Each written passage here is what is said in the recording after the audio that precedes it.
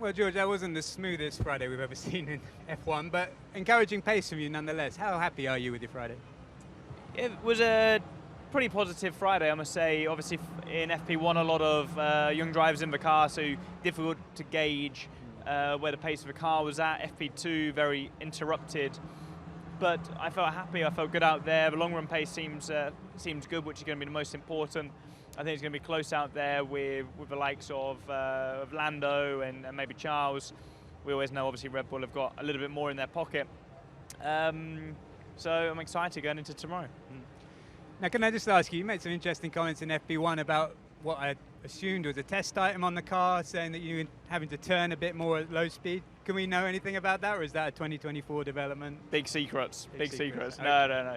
No, we're just trying a few little bits and bobs on the car that we've tried over a number of races. And it was just having a slightly different effect here in Abu Dhabi than we had at previous races. So just feeding back to the team, but all good. Cool. Thank you. Thank you.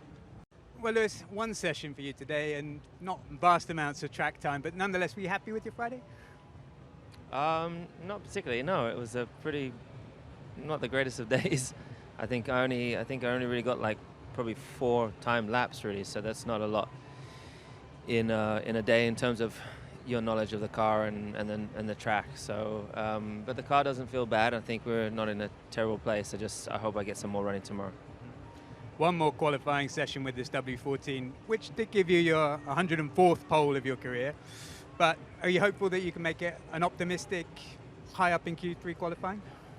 At the moment, no. I'm just going to try and see if there's a way to get into Q3. I mean, we've had difficult qualifying sessions, and getting out of Q1 into Q2, for example, has always been a tough battle, and even just getting into Q3 is a challenge. So the work tomorrow morning, it just has to be making sure that we can try and get into Q3, but I think it's going to be close. I'm not sure. I think George is looking good, so he might be in a better place, but he didn't miss P1, so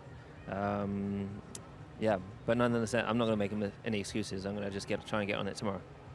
So, Pierre, 2 incidents in second practice left you with reduced running time. Do you feel that affects you going into the weekend? I don't think so.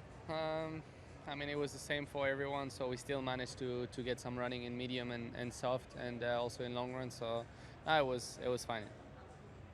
And do you think this is going to be a strong last weekend in 2023? Well, we're trying as hard as we can to make it a good one. I think it's it's not gonna be an easy one. There seem to be quite a few cars, pretty competitive. The Alfa Romeos were pretty impressive today. I think the AlphaTauri seem pretty fast, and we'll be in the mix. But I haven't felt the most comfortable.